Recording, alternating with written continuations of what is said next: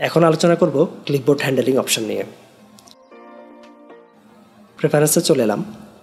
এখানে আমরা when pasting text and table from other application এই অপশনটির ব্যাপারে জানব।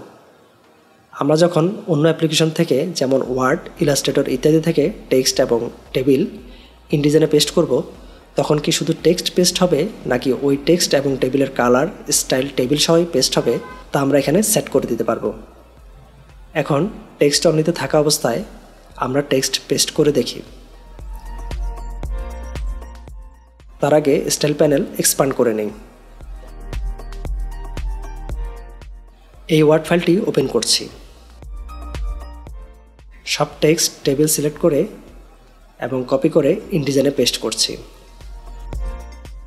আমরা দেখতে পাচ্ছি শুধু টেক্সট ইনডিজাইনে পেস্ট হয়েছে।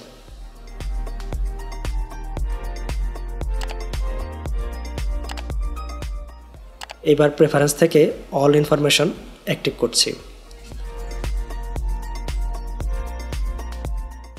আবারও কপি করে পেস্ট করছি।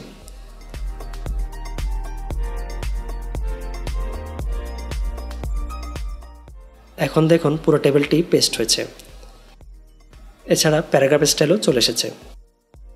কালার সোয়াচও দেখতে পাচ্ছি।